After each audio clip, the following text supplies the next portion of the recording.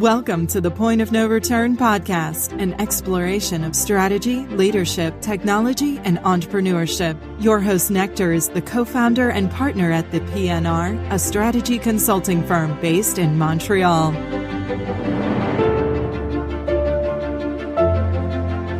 everyone, and welcome to the Point of No Return podcast, a show where we interview industry leaders, presidents, and CEOs to better understand how they think about strategy. On today's show, I had the immense pleasure of speaking with Julien Smith, co-founder and chairman at Breather.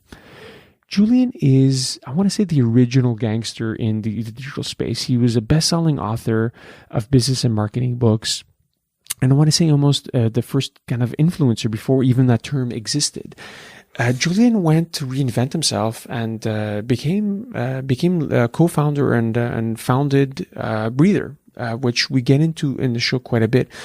Breather, for those of you that don't know, what you should, is one of the leading companies in the access economy, a company that essentially rents out office space and uses distressed inventory in a really innovative and neat fashion.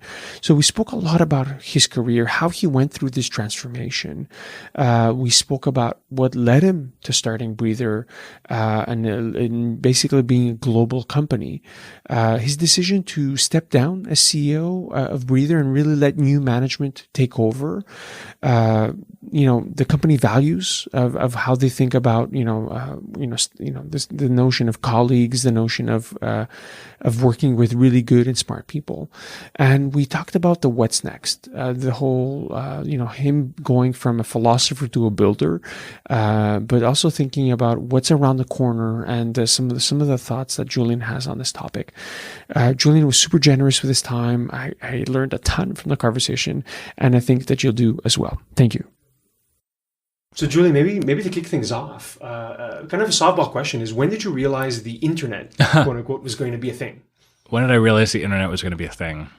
It's interesting for me. I'm older than I look, maybe, and so I grew up on very 286 kind of very old school computers with modems, and so my first realization about when, let's call it, remote communication was going to be a thing was probably when I was around 15, like in the 90s, and I would connect on BBSs with people that I had never met. And back in the day, it would be literally a computer calling another computer with a phone line, and so that was my first time that I really connected with other people online, so to speak, to try and understand, oh, wow, like people writing and people connecting to each other. And then I would meet them in person and be like, wow, like this is a whole other world. And then that eventually really led into early social networks, and where, podcasts and Twitter and all these other things helped me connect with a group of people that became my peers. My peers, I never had a traditional career. My peers were always online. And so even today, I don't really have that many people, relatively speaking, locally, that I'm like, oh, these are my peers, people that have started companies or whatever. I have many more peers that I connect with that are in San Francisco or in Europe or in New York or other places like that. So I would say that it started very, very early in my life. And I was always most influenced by people that I met on the internet from the age of maybe 15, rather than people that I knew in person. Yeah. Yeah, and it's kind of shaped, your career from a very large perspective, right? So taking that realization, saying, "Hey, I could use, this digital medium of communication." When did you realize that it was not just like a passion and a thing to learn about, but hey, this is also going to be a way to work and pay for food and rent, etc. Yeah, I had to make a decision. In 2004, I started one of the first podcasts ever, like in the world, in 2000, as I said, in November of 2004. And what happened is really quickly, podcasting was sort of emerging as a sort of phase one phenomenon. It's sort of having like a second coming now a little bit. And at the time, what we were doing is a bunch of us were just using really basic equipment, like you had a preamp here and some couple microphones, and it was basically like that. And then within 6 months of starting a podcast, my show was on Sirius satellite radio, which was a pretty crazy thing that happened to me when I was around, 25 or something like that. And so all of a sudden, I had this audience. My show was right next to Howard Stern, like on the Sirius satellite radio dial. And I quit my job and which was at a call center.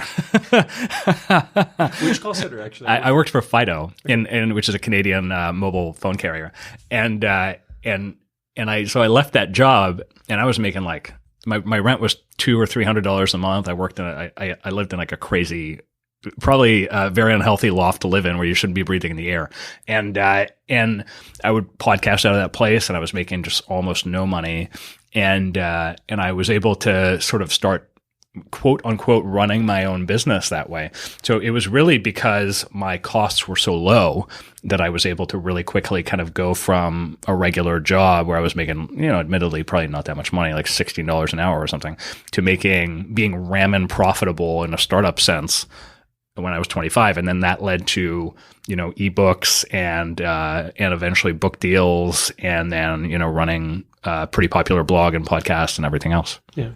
Yeah. So we're going to fast forward to like, Trust Agency. I was telling you before we started recording, I was a bit of a fanboy. I read that book when it came out, like a kind of similar trajectory where I was also, funny enough, working in a call center, but it was Bell Express U.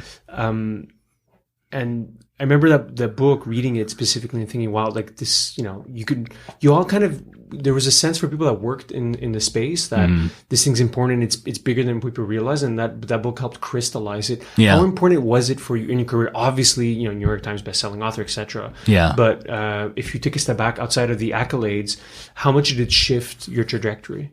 Oh, I mean, I keep in mind, like I have, people in our industry, they tend to have like a lot of, prestige, like they dropped out of Harvard or they have a degree from Stanford or some other thing like that, right?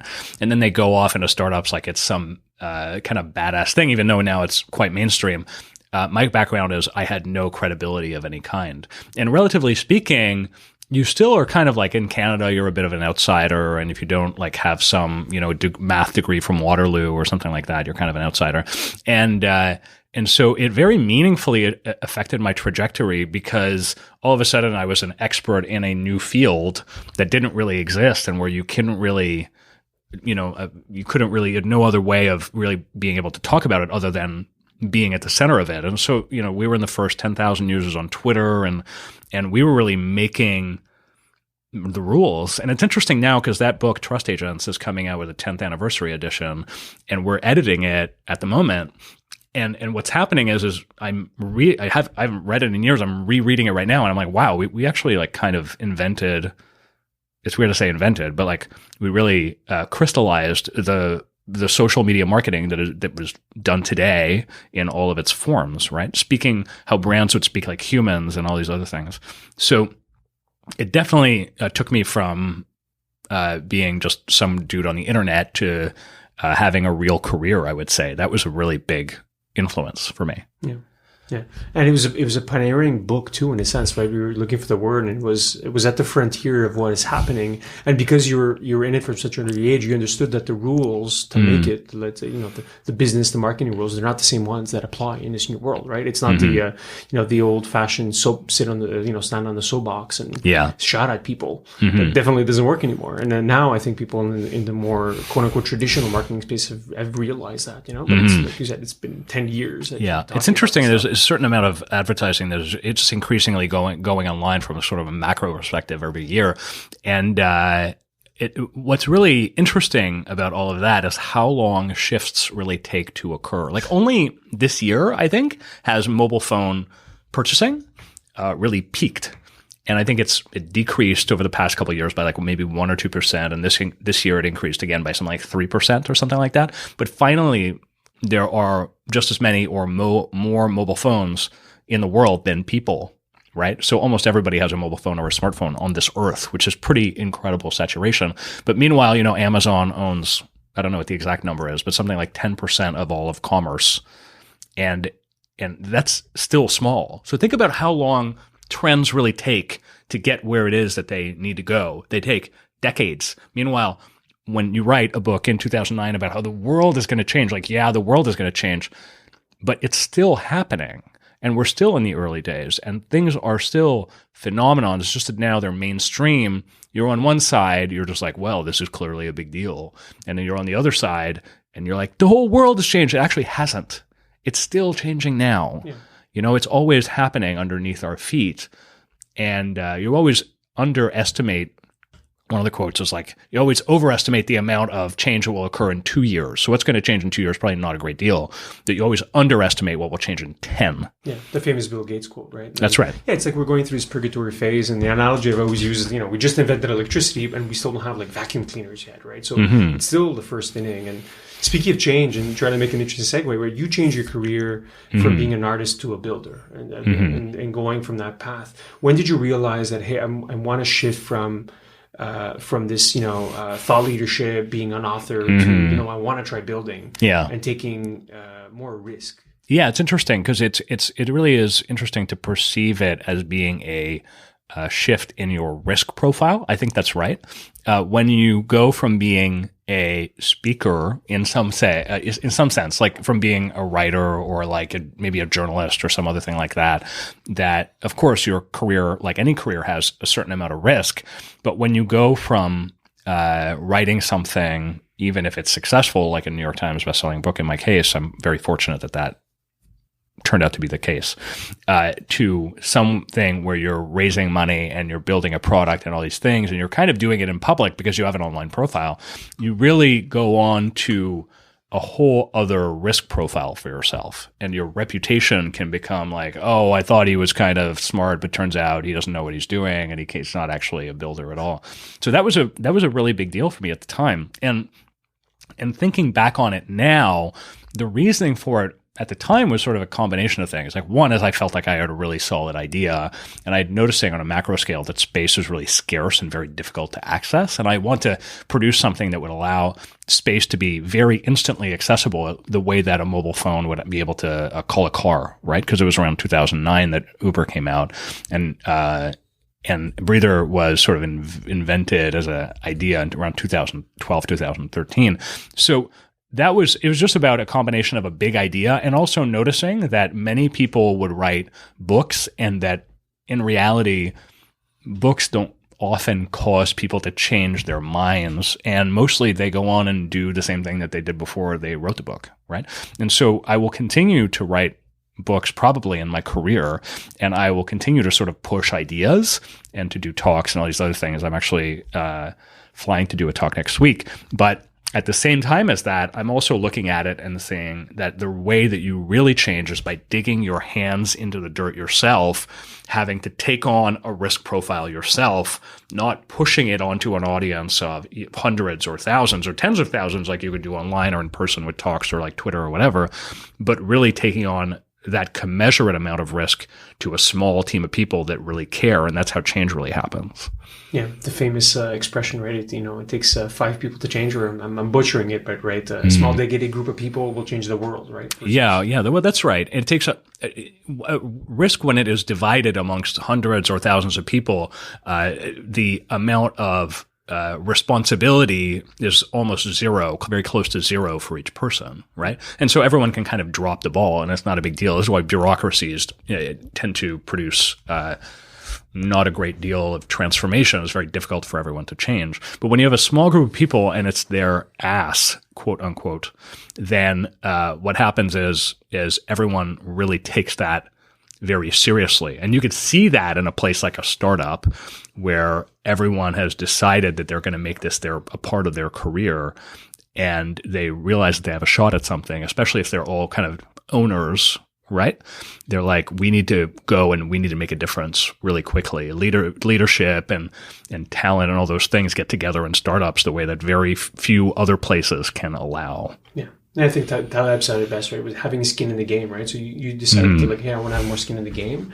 And I want to talk about how yoga specifically led you to having more skin in the game. So I want to talk about obviously the inception of Breather. And I've heard a little bit of the story. I've heard you speak and how yoga led you to this idea, right? About looking for spaces. So I'd love for you to kind of like unpack. I mean, generally speaking, I just notice that it's not a story about yoga, or it's just a story about private space and how some things are acceptable in private spaces and others are not. And in my case, I thought a lot about meditation at the time, and that was probably much more representative of my early thoughts. In 2009, I had just come back from Japan, and I had stayed in a Zen monastery for a time. And I was coming back and I was noticing that there's these Zen places. They're everywhere. They're all over New York. They're all over Montreal. They're in every city. There's like little places that are usually run by ex-monks. Well, they're still monks, but they no longer are in a monastery in the same sense.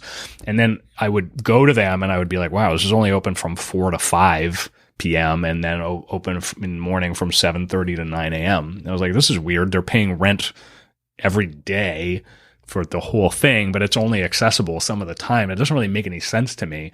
And I would go to various places and just notice that there's no real place to go in that sense that just allows someone to be, just do the thing, whatever it is that they needed to do.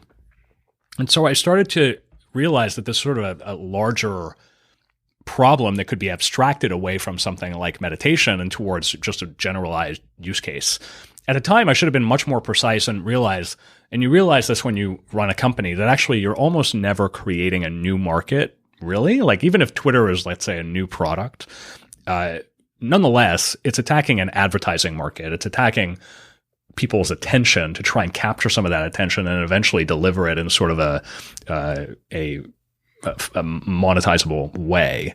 Breather is really attacking the issue of commercial space being inaccessible, which in a broad sense is really like a flexible kind of office market. It could also have been, let's say, a flexible retail market, but that's not really how it turns out. So basically what you're taking every time that you create a company or a product is you're taking attention or you're taking cash away from something else. And in this case, we were taking commercial space away to not only allow someone like you with an office to have it, but to have anyone be able to access it, which turned out to be pretty powerful. And so I felt that carving something like that out was going to be really valuable. And I was pretty sure that I was unsure that anyone would use it. I was really not clear about that. But I knew that if people would use it, it could become big. So I thought, okay, well, this is either kind of 0 or 1. If it's 0, it's just going to flatline and no one's going to really care. And I'll have wasted a couple of years of my life, but that's okay. Whereas if it becomes something, I think it's going to be pretty big and we're going to be able to attack something really meaningful without being really clear on what that was. And so I would notice different use cases. I would think about things like yoga and meditation and naps and meetings and all these other things. And really quickly, meetings became this dominant use case. And you could see how it would be really powerful for anyone to have access to space to get work done or to be productive. It's interesting because when I walked into this room where we are right now doing this show, I looked over at the whiteboard. And the reason that I looked at the whiteboard is because I used to hate what whiteboards represented, which is people spending time in meetings doing nothing.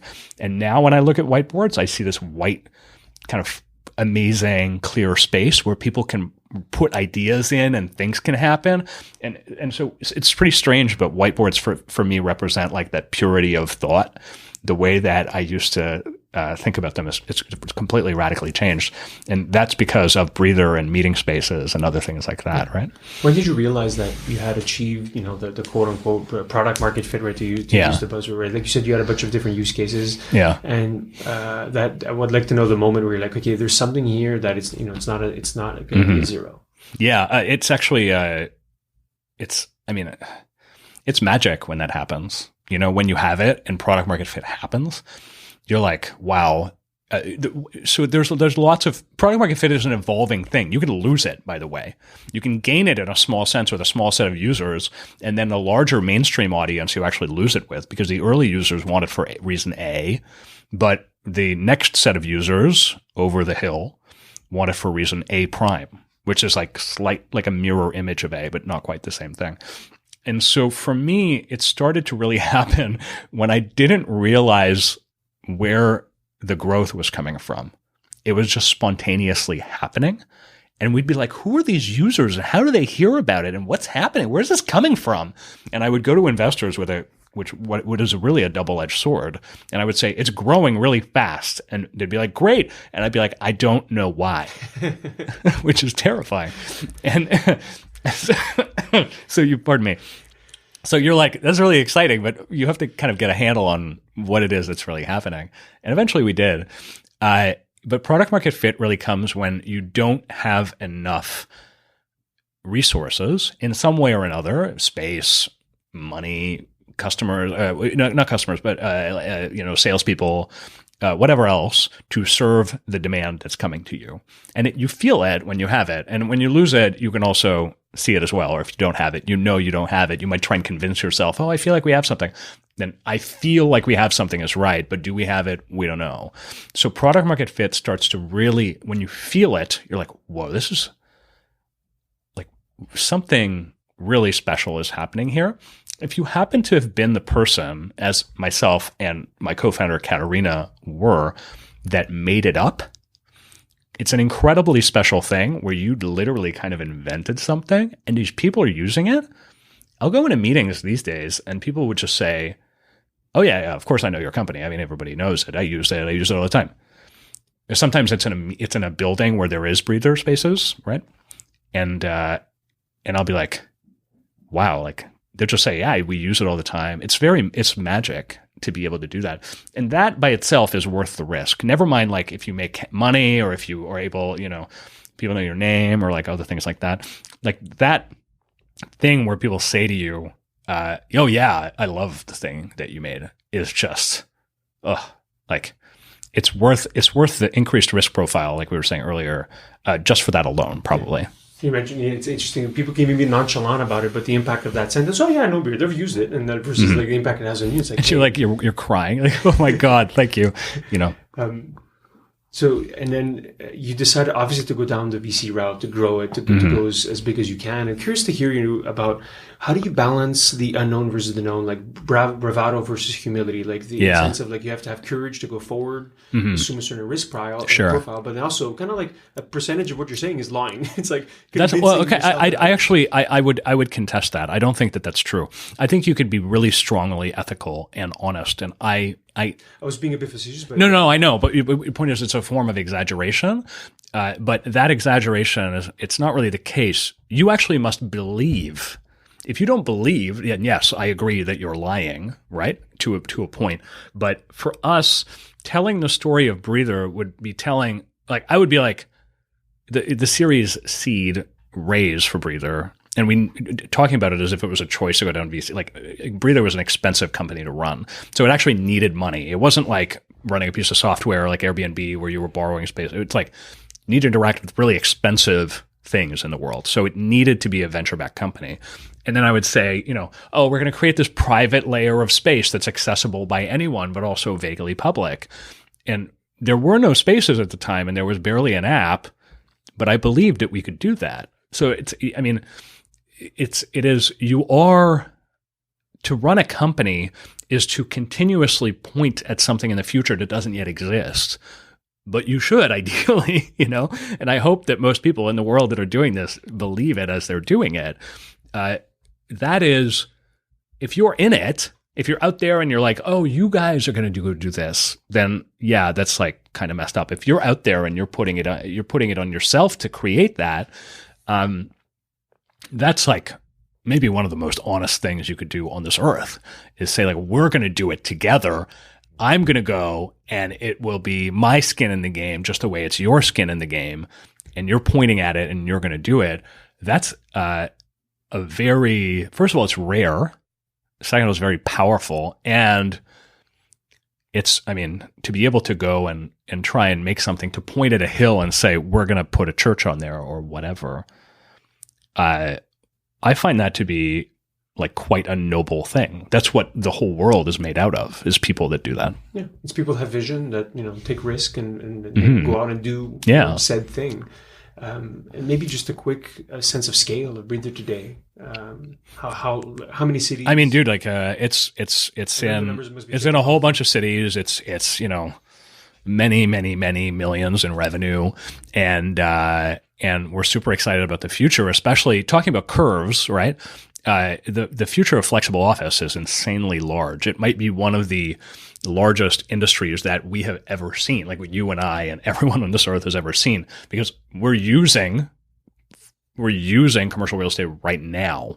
Everyone is using commercial real estate at any given time and every day. If they have a job or they go into a store, even if you think about it as just office is an insanely large industry, and you touch almost nothing in flexible office as a percentage of the commercial real estate industry. So it's so powerful and it begins so small. And to have worked so hard starting as a single person with a co-founder and a few people and say, we're going to do it. And then just growing from the perspective of where you're at right now, you're like, wow, it grew 50% or something in the past 3 months or, 1 month or what have you. But then to look at that in absolute numbers and say, well, the average square foot, like only 1 out of every 1,000 square feet in the world is flexible. Like, you're like, it has an incredible, huge, strong trajectory. So ideally, you get yourself on a curve like that that's just naturally heading in that direction, and you carve your path into it, right? Now I would talk about it as a wedge. You find a wedge into a tiny section of the market. That's why the whole thing about electronic locks, in case you don't know, my company was started within the principle of electronic locks with APIs can open doors, and you can access those locks with an app, and that's what we did. So you can't go in and say, we're going to make all these spaces available all over the world. You're like, I'm going to open one space with one app, with one door. And then if people use it, I'm going to open another one. And that's a tiny wedge where people can use a meeting room for 2 hours, right? Versus we're going to blast open the whole commercial real estate industry, which is not possible. Yeah. So you got to start with a tiny wedge that seems almost insignificant, that nobody cares about it. But then you have to open that wedge wider and wider and wider as you go until it becomes like a very meaningful market with lots of people using it. Yeah. And I see you guys falling in this category, this nascent category of the access economy, right? Like being able to access, real estate. Uber did it with cars, like assets that are not used, underutilized throughout the entire day. And I think that's a space that is infinite and growing today. Mm-hmm.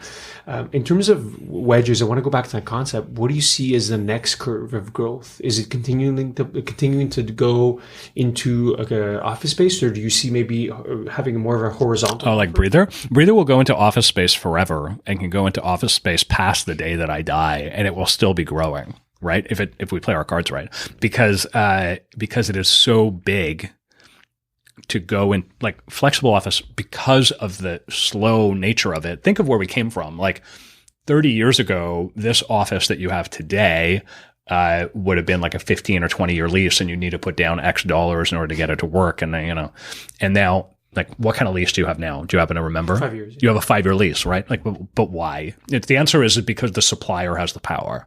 You don't want a 5-year lease, right? Nobody wants a 5-year lease. But except maybe Amazon, they are in a different, but the number of square feet captured by Amazon relative to the power of the supplier, almost all the suppliers have the power in any city. So it's pretty interesting, especially in cities where like the vacancy rate is 2%. Like, why do the landlords still have the power? It's so strange. So you would think that there would be a way to sort of switch that balance. And that's what I mean. It's like, what is Breather going to stay in? And people always have this idea that a market, people, a company like, let's say, Uber or something is going to come up with some other product. And that might be the case. But actually, in the best markets, people can just continue forever. Companies can just keep growing and growing and growing endlessly without touching anything at all, because the market is so massive. And commercial real estate generally, and flexible as a portion of commercial real estate, will be able to do that. I literally mean it when I say this. Until the day that I die, and then some. Yeah. It sounds like the opportunity is so big, and you took a bold decision, to leave your post as CEO. I think you stayed on as chairman. So maybe I'd be curious to hear you about that decision. Was it difficult? Was it easy? I would tell you that the experience, my focus was on learning. And learning continuously to build a company as much as I could. And then as time went on, it really became obvious that product is important at Breather, but most of the innovation was actually almost thought of on day one. And then as companies will grow and grow and grow, so much of it becomes a factor of operations and sales and access to more and more people inside of real estate. And so that is really distinct from running a software company where 50% or something are engineers, right? And so I would say that actually it was an excellent time, and I'm really proud of that decision. And to tell you the truth, like, I believe even more in the market than I did at the very beginning of running the company, because I have so much clarity on it. It's interesting. Before coming here, I was talking to another founder who was just starting a company in a very boring industry. And I was just loving how boring it was because nobody ever talks about it. Innovating inside of boring spaces, everybody wants to start like Snapchat or something, but actually innovating in the most boring spaces is some of the most compelling things that you could do because there's dollars literally just standing around. And in between the customer and the supplier, there's like 10 middlemen. And real estate is one example of that. There's like 10 middlemen inside of real estate between you and the landlord doing random things like brokers. And then there's like just like everything. And so removing just one of those middlemen and all of a sudden you have a $1 billion company. It's amazing, right? There's so much stuff. Everyone around you is taking a portion of those dollars and making a whole business out of it. And one of the most powerful forces that the internet has to give us is the ability for those humans to be largely replaced by software in industries where that's possible. And the fact that it's available in real estate means that industries, every other industry, because commercial real estate is one of the most insanely powerful human-powered ones, not software-powered ones, that it can happen absolutely anywhere else. Yeah, it goes to, I think, the power of what digital can do with customer experience, right? Being able to, like you guys did, you innovated with customer experience, whereas like, I remember the first time you use a breather, you take a nap, it's like this magical moment that now seems pretty banal. It's like, well, of course I can unlock, of course there's Wi-Fi in a plane, but it's like, that's the nature of what connect technologies can do. They help kind of like circumvent these very stable industries. And I completely agree with you on the point that the most exciting stuff's actually happening in places that you wouldn't even imagine. Things like industrial, agriculture. Yeah. It goes back to the first point we were talking about before. It's like, we're at the first wave innovation and now it's going to happen to everything else, right? So the easiest industries that were able to be, disrupted, even on like that term, are the ones where it was, the fastest, right? So connect, media, retail, things where they were simple to do. Now it's going to happen to just basically everyone else on the planet. I think that's right. And it's going to be happening. And, it's interesting to think about how much work it takes to transform one of those things. And so the idea that you're going to affect like 3, 4, 5 industries is actually like, you can't really do that because the world is so large. And because people don't want things to change by and large, because remember, going back to that, between the consumer and the supplier, there's 10 middlemen. And just removing like each one of the middlemen in between, like the brokers or the construction people or whatever in commercial real estate, all of that's their living, being that middleman. Yeah. So removing it is very destructive to that person and damaging to that person, and they don't want that to happen. So it's almost like you would better, if you start a company and you want to build a product and serve a lot of people, you would better love that thing. Because if you don't, then you're going to be looking at it and being like, man, these people are really holding on and I'm trying to change this thing. I think one of the most damaging things that can happen to a company is that the people that build it like don't care enough, right? That's why culture is so important as you scale. And culture is a factor of how much the original people care and how much they want to do something genuinely good, or let's call it useful. I'd be curious to pick your brain on what else you're excited about in terms of like things that you see coming down the pipe or other areas that you find intellectually stimulating today. It's actually like there's productivity is crazy right now. Like one of my favorite apps that I use, or there's a set of them called, one of them is Superhuman. And there's a few of them like that are almost like premium versions. Because what happens is like a product will go to the mainstream. An example is something like Jira, right? That lots of developers use. And so it's gone insanely high enterprise, but the product by the people who are actually using it has become like, man, it's okay. So an example of something like Superhuman, where people are paying $30 a month for an email product and they're just regular individuals, and I'm one of them. You'd look at something like that and be like, why would anyone pay $30 a month for an email product? It's because what you get for that $30 a month is like 20 employees or 30 employees or whatever number of people are building that product that really care about making your life better. And so they can't serve hundreds of millions or billions of email users, but they can serve you or me exceptionally well, and I will pay for that. So it really points to like, when you have a product, you can just take that product and just make it slightly better for the market that you have and ignore everyone else. You have the power to really influence someone really well if you focus on that person, right? If you talk to the customer, if you make sure that it's amazing for them, all those things. Most people don't do that enough. They're like, oh, I want to serve a big set of people. It's just like, serve one person. That's really how you can do things. It starts with there. It's concentric circles, right? It goes back to the wedge. Is like find the right wedge, the right market, and then have 10, 100, 1,000 true fans, and there's your company, right? Like, and it goes back to, I think, to also the power of business model today, right? Like, and that's where I think a lot of, we can get into a whole issue about journalism and why it's failing, but it's just a question of business model. Advertising doesn't work anymore because it's two different stakeholders versus if you build a subscription model like a Superhuman, right? Or like a Todoist or a Slack that really, it's, the person that uses the person that pays it. Yeah. The interests are much more aligned and the value therefore derived is much more tight. In the sense of the opposite question is, but what do you think you're excited about or interested about that you think is maybe misunderstood or underappreciated today? Man, that's interesting. I would just see like you see a rise and fall of various things as they happen. So when I think about like all these sort of productivity things are rising right now, so I would tend to look towards things that are getting ignored. Ironically, with the rise of WeWork, flexible office companies are becoming insanely like in a much more harder space than they were, because when something is having trouble, then all of a sudden it actually becomes a great time, just like any stock, honestly. It's just like, oh God, I don't know. Going back to Snapchat, it's like Snapchat goes public. Everyone's like, oh my God, this company is screwed. It's just like, buy the fucking stock. Like, do it. And as a founder, if you care about something while it's unpopular, it's an amazing place to decide to commit to it. So without going to any specifics, that's how I think about things. I look at opportunities while they're unpopular. It also makes it difficult to convince people to join you or to invest in your company or blah, blah, blah. But it doesn't actually make the users difficult to convince because the users still want it. While WeWork is like, oh my God, what's happening to it? And no, all these things. The customers at WeWork, for example, just like the customers at Breather, are like, man, this is great. This is so much better than a 5-year lease, right?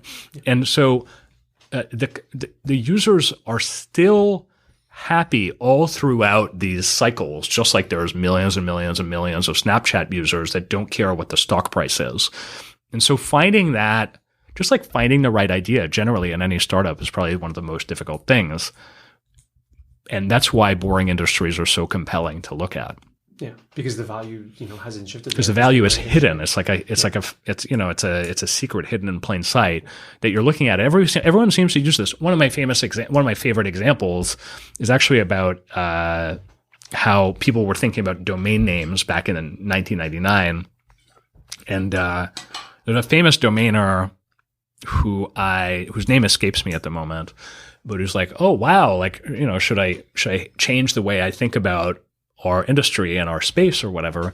And he's talking about the .com bust. And what happens after the .com bust is, oh my God, all these stocks are collapsing, stop buying, sell everything. And then everyone just kept going back to using the internet every day the next day after that. It's not like they stopped using Amazon. It's just that they were like, oh, the stock price is devalued or whatever. This company's going to collapse. It didn't collapse. A few of them did. But the users just kept using it anyway. So it's better to have it just goes back like controlling your emotions is some of the best things that you could do for yourself.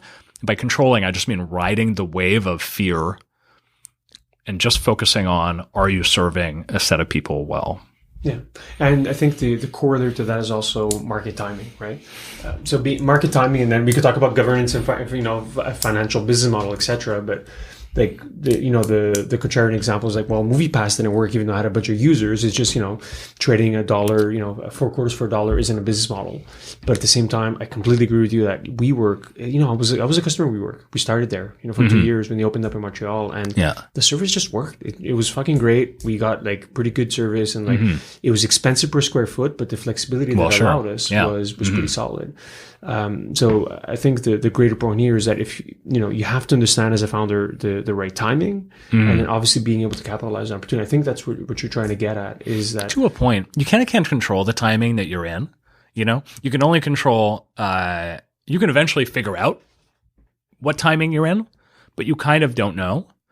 it's interesting how lots of companies, Instacart being a great example of this, it's not really available in Canada in a strict sense. DoorDash just launched in Canada, or in Montreal anyway. So it's like, you can't, all the ideas that were quote unquote bad in 1999 are actually successful now. It's just that there was an issue of timing and really an issue of usage of the internet. When 1 out of 100 people was on the internet with no mobile phone and just a shitty browser, versus when 99 people have mobile phones in their pocket, most of them aren't downloading apps every day, but they have access to things.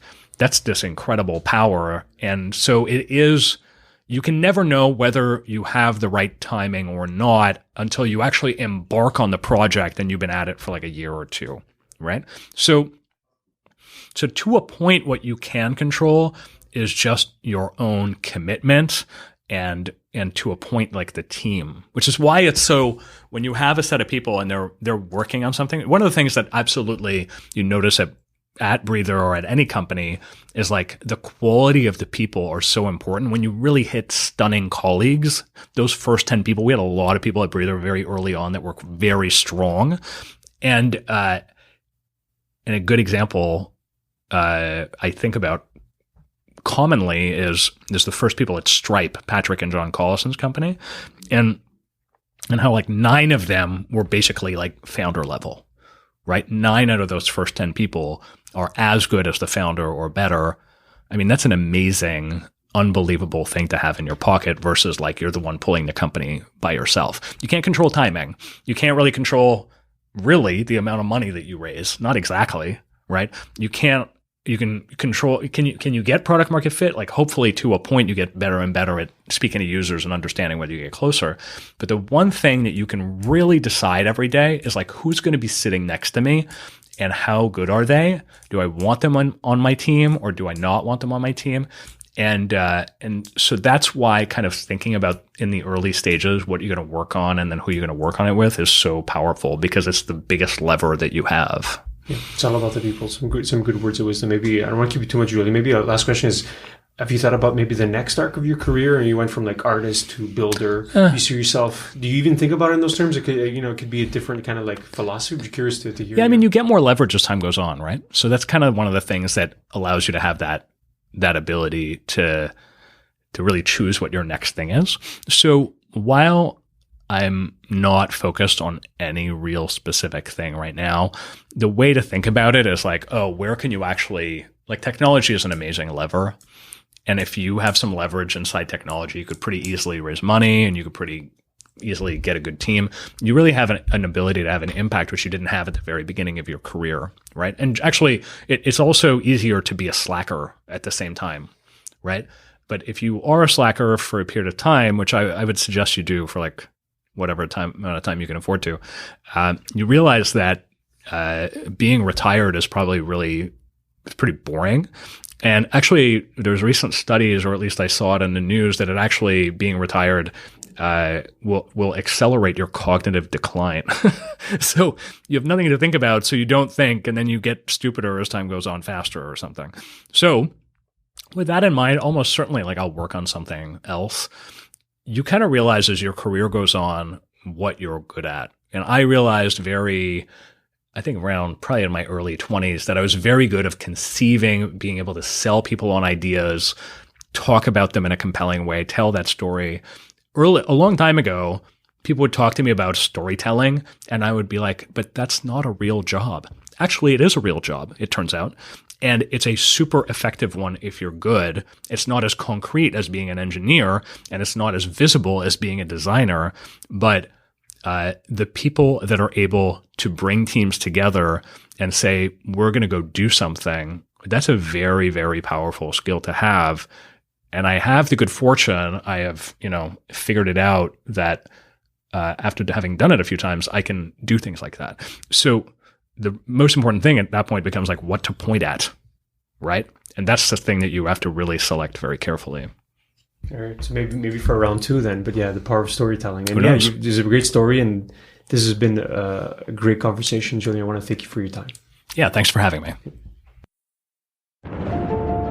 Thank you for listening to the Point of No Return podcast. Don't miss an episode by subscribing on iTunes or Google Play.